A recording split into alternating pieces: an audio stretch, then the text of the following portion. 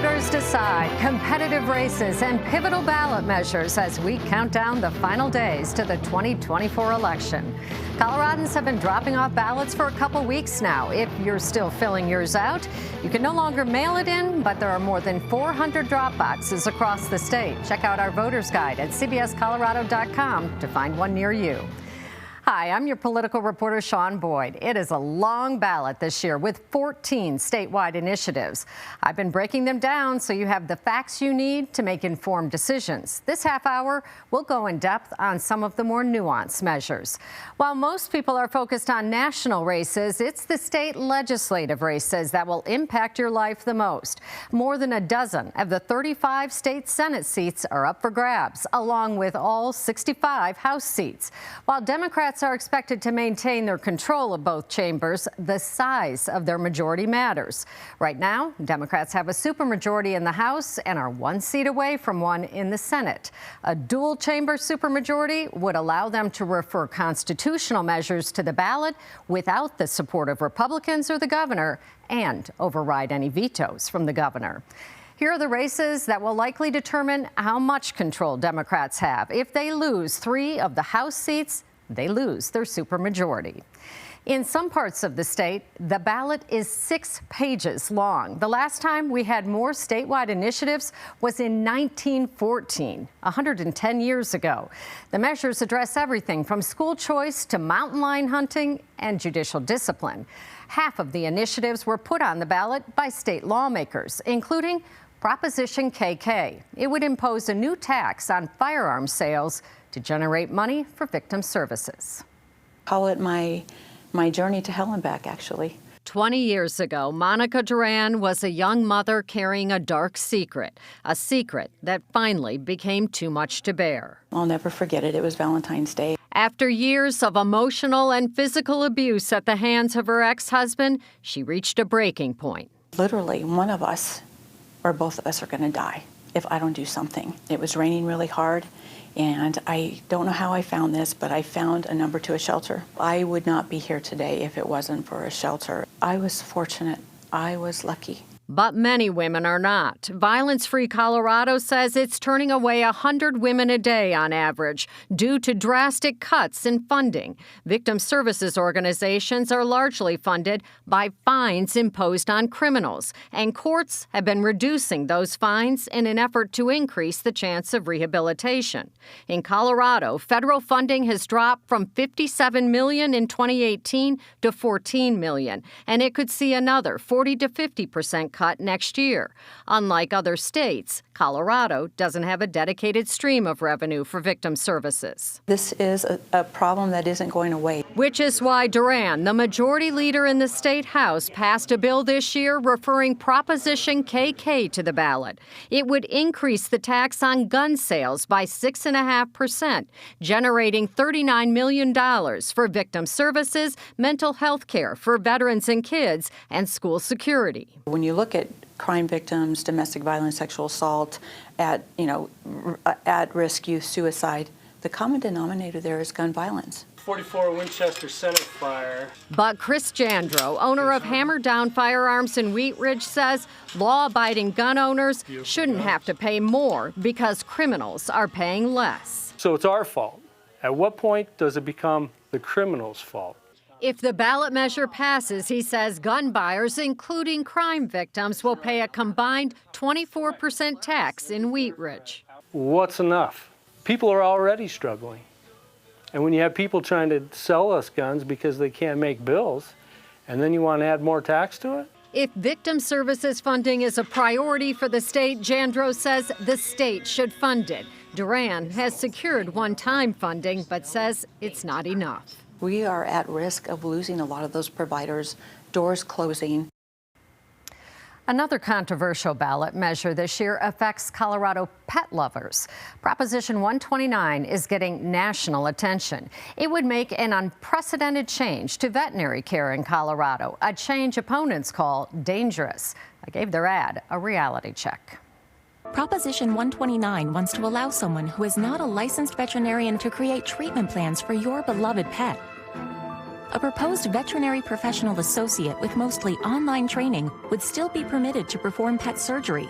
That's true. Proposition 129 would create a new first-in-the-nation profession known as a Veterinary Professional Associate, or VPA. Supporters say it's comparable to a physician assistant, or PA, but there are some big differences. It takes at least 3 years of graduate school and 2,000 hours of hands-on clinical practice to become a PA. Based on a proposal by Colorado State University, it would take 3 semesters of online classes and 2 semesters of clinical work to become a VPA. The other big difference, a PA cannot perform surgery. A VPA could not only do surgery, but almost everything a veterinarian does. The one thing VPAs couldn't do, prescribe medication, not without an act of Congress. Federal law allows only licensed veterinarians to write prescriptions. Supporters argue they could write standard prescriptions for common ailments that VPAs could use. But that's debatable, and it doesn't address the unexpected issues that might arise during surgery and require medication. While the ballot measure says VPAs would work under the supervision of a veterinarian, it doesn't say if that's in-person supervision. That's not smart for your pet's safety. Even routine surgeries can turn complex and need expert skill. Proposition 129 is not worth the risk. That's the opinion of more than a dozen veterinary boards and organizations that are opposed to the measure, which is being pushed by the Dumb Friends League and several animal welfare organizations. They say it will help alleviate the state's shortage of veterinarians. But you should know, veterinary schools are already expected to graduate 20% more vets in the next 5 years, which is how long it will likely take to get one class of 25 people trained as VPAs. And in January, 2 new state laws take effect, expanding telehealth visits and the scope of practice for veterinary technicians, which are very similar to VPAs. Also, VPAs couldn't work with farm animals where the need is greatest. Bottom line, surveys show the biggest obstacle to veterinary care isn't access, it's cost. And while supporters say Proposition 129 would lower costs, there's no reliable independent data to back that up. If that doesn't give you pause, allowing someone who can't prescribe medicine to perform surgery should. Ahead this half hour, a ballot measure that has wildlife experts divided. First, as we go to break, the congressional race we will be watching closely, as will the entire nation. Colorado's newest congressional district pits Democratic incumbent Yadira Caraveo against Republican Gabe Evans. The race could decide the balance of power in Washington. For an in-depth look at races and all of my reality checks, head to CBSColorado.com for our Voters Guide. We'll be right back. 3 of this year's statewide ballot measures deal with criminal justice. Proposition 130 requires the legislature to allocate $350 million for local police and provides a $1 million death benefit for the family of any officer killed in the line of duty. Proposition 128 requires people convicted of certain violent crimes to serve at least 85% of their sentence before being eligible for parole, and those convicted of 3 or more violent crimes to serve all of their sentence. And Amendment I would allow judges to deny bail to those charged with first-degree murder. Among the ballot measures that may seem like a no-brainer is Amendment H regarding judicial discipline. Supporters say it will pull back the veil of secrecy that exists in the judiciary. I gave the measure a reality check and came to a different conclusion. Amendment H is the result of a scandal involving Colorado's highest court, a scandal that exposed a lack of transparency and accountability in the state's judicial disciplinary system. Here's what you need to know. Beginning in 2019, reporter David Bengoya published a series of stories about the state Supreme Court's involvement in an alleged scheme to cover up widespread judicial misconduct. Former Chief Justice Nathan Coates was censured and resigned. Investigators accused other justices of obstruction, retaliation, and intimidation. In the wake of the scandal, the legislature referred Amendment H to the ballot in an effort to change a system that allows state and county court judges to largely police their own. Under current law, the Commission on Judicial Discipline, made up of judges, attorneys, and civilians, handles complaints involving judges in secret. There's no public record of its investigations or findings. Hearings are closed to the public, and most judges who are found guilty are privately censured. only the handful of cases referred to the state Supreme Court for sanctions become public.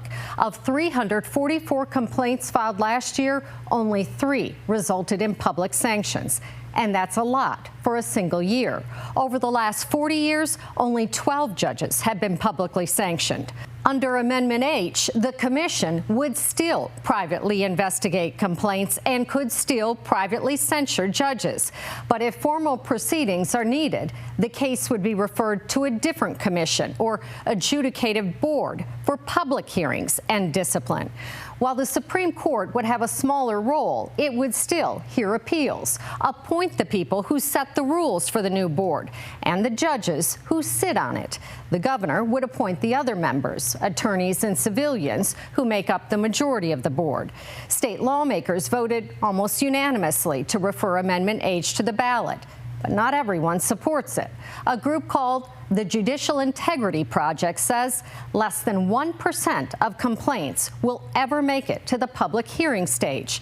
The Commission on Judicial Discipline receives hundreds of complaints each year, and over the last 30 years, it's dismissed or privately sanctioned 99% of them on average every year. And Amendment H does nothing to change that. Up next, a ballot measure that could dramatically change the way we vote in state and federal races. How this one has Democrats and Republicans supporting and opposing it. Welcome back. You may be wondering why gay marriage and abortion are on the ballot this year, even though both are legal in Colorado. Amendment J simply removes old language in the state constitution regarding gay marriage, while Amendment 79 adds language to the Constitution protecting the right to abortion, and it amends the Constitution to allow for state funding of abortion. Maybe no ballot measure this year has had more ads than Proposition 131, which is aimed at giving you more choices in who represents you. I gave one of the ads by proponents a reality check. Are you tired of elections where you vote for a candidate you don't like because you like the other one even less, or not voting for a third-party candidate you do like because you think you'd be wasting your vote? Supporters of Proposition 131 say you don't have to settle. This November, we have the chance to open up our elections, giving voters the freedom to vote for any candidate, regardless of their party, in every election. Not exactly. Proposition 131 would apply to elections involving state and congressional races only, not local races like county commission or presidential races. Here's what you need to know. First, 131 would eliminate party primaries. Instead, all candidates, regardless of party, would compete in an open primary. The top 4 finishers in each race would advance to the general election, where voters would rank candidates for each office in order of preference. If one candidate receives more than 50% of the vote, they win. If not, the last place finisher in that race is eliminated, and his or her votes are reallocated to the candidate their voters rank second. The elimination process continues until one candidate has 50% of all the votes cast. Supporters say it incentivizes candidates to appeal to a broader base and hopes those who don't rank them first will rank them second. And they say it encourages more independent and minor party candidates to run by giving them more of a fighting chance. That means better choices, candidates who care less about partisan politics and more about finding solutions. That's opinion. Many of the 60-some cities and states that have adopted open primaries and/or ranked choice voting have seen a bigger and more diverse pool of candidates, including more women and minorities. But other factors may be involved. As for whether candidates are less partisan, many voters surveyed do perceive less negativity and more civility. The system does not appear to benefit one party over another, but it does diminish the power of party insiders. No surprise, both major parties in Colorado oppose it, although Democrats are leading the organized opposition. They say the changes would cause confusion and errors, resulting in more ballots being invalidated and fewer people voting. Most studies and voter surveys find that has not been the case in places that have made the switch. But those places don't require people to vote one way in a state and congressional race and another way in local and presidential races. Opponents also claim instead of parties, wealthy special interests would influence outcomes. Pointing out the lead proponent is philanthropist Kent Thiry. But you should know, proponents also include nonprofits like the League of Women Voters, Senator John Hickenlooper, Governor Polis, and dozens of politicians on both sides of the aisle. We can't change politics overnight, but we can make it better. Elections belong to us, Colorado. It's true. We pay for elections, but county clerks run elections, and they have concerns about implementation. Bottom line, this ad would have you believe we have everything to gain and nothing to lose by passing Proposition 131. But some places that have adopted ranked choice voting have since repealed it. It's not perfect, but in a state where half the electorate is unaffiliated, it could give voters more choice and more voice. Speaking of choice, another ballot measure guarantees the right to school choice. But there's more to this one than you might think. While school choice is guaranteed in state law, Amendment 80 incorporates it in the state constitution, and it broadens the definition to include private and homeschool options in addition to charter schools. It's billed as simply protecting parents' right to educate their kids the way they see fit. But the truth is, the impact of this measure will largely depend on how the legislature and courts interpret it should it pass. Supporters say Amendment 80 is needed to protect school choice from efforts to undermine it, pointing to a bill in the legislature this year that would have made it easier to close charter schools or withhold funding from them had it passed. They say Amendment 80 will give charter schools legal recourse if school districts deny their applications. On the flip side, it could also give parents legal recourse if a charter school denies their child's application. Opponents include the Christian Home Educators of Colorado, which notes while the measure gives children the right to quality education, it doesn't define quality education, inviting the legislature to do so and opening the door to lawsuits over everything from curriculum to teacher qualifications and school funding. Meanwhile, the ACLU says by giving parents the right to direct their child's education, the measure could lead to things like book banning. And the teachers union worries it could usher in vouchers for private schools. While many proponents of school choice support Amendment 80, the state's two largest charter school associations are neutral, which is telling.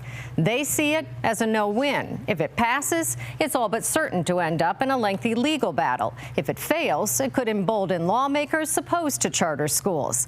Either way, Amendment 80 could hurt more than help. Ahead, first gray wolves, now mountain lions, bobcats, and lynx. Once again, voters are deciding the fate of Colorado wildlife. For nearly 60 years, Colorado Parks and Wildlife has used hunting to manage mountain lion and bobcat populations. That could end if Proposition 127 passes this year. It would ban the hunting of big cats. I gave ads on both sides of this one a reality check. Yes on 127 protects mountain lions from trophy hunting while allowing game management, protecting people, pets, and livestock. It preserves the balance of nature. That's opinion, admittedly an expert opinion. Dan Ash is former director of the U.S. Fish and Wildlife Service. He's also a supporter of Proposition 127, which protects not only lions, but lynx and bobcats from trophy hunting, which the measure defines as intentionally killing, wounding, pursuing, or entrapping, unless it's to defend people, property, or livestock. Here's what you need to know. Lynx are already protected by state and federal law, and to hunt lions and bobcats, you need a license from the Colorado Parks and Wildlife. It says about 1,400 of the big cats are killed each year by hunters, who it says help keep populations stable. But a group of wildlife experts who wrote a letter in support of 127 disagree, saying food, territorial behavior, and a slow reproduction rate keep mountain lion numbers in check. Dan Ash says hunting big cats is not only unnecessary, it's unethical. Wealthy, out-of-state trophy hunters take Colorado mountain lions and bobcats for their heads and hides, with packs of dogs and high-tech gadgetry. Again, that's opinion. State law bars hunters from taking only the head or hide and requires them to prepare the meat for human consumption. But based on sites like this that offer trophy toms for $8,500, clearly all hunters aren't killing lions and bobcats for their meat. As for hunters using dogs with tracking devices to tree lions, Parks and Wildlife says that allows them to evaluate the age and sex of a lion and release females who might be pregnant or have cubs. Opponents of 127, who also include many wildlife experts, say a hunting ban would have a ripple effect on other wildlife. Unless they're in check, mountain lions will continue to decimate Colorado's deer population, killing more than 200,000 deer each year. That's speculation. While Colorado's mule deer population has decreased over the last 20 years as its mountain lion population has increased, it's unclear if it's a cause-effect relationship. Supporters argue mountain lions help keep chronic wasting disease in check by targeting sick deer. But in California, which banned mountain lion hunting 50 years ago, Sierra bighorn sheep are endangered, and state biologists say the black-tailed deer population is declining in abundance. Mountain lion predation, they say, is the main cause of mortality. Even as studies show, the lion's population there has been stable. Bottom line, supporters of Proposition 127 say it's about ending a barbaric form of hunting. Opponents say it's about ending all hunting by defining trophy hunting the same as hunting in state law. But the truth is, no one knows exactly what will happen if it passes. Not even wildlife experts agree. And that is maybe what's most troubling. Denverites have 14 questions on their ballots. Among those we're watching closely are 308, which prohibits the sale and display of certain animal fur products, and 309, which bans the one and only slaughterhouse in Denver. As we've reported, it would not only impact workers there, but ranchers on the West Slope who rely on it. However you feel about the ballot measures, I hope you'll make your voice heard by voting. We'll have complete results, reaction, and analysis for you on election night. Our on-air coverage starts at 4 p.m., and I'll be joined by our analysts, Dick Wadhams and Mike Dino, on our 24-hour stream starting at 6 p.m. and throughout the night as America decides.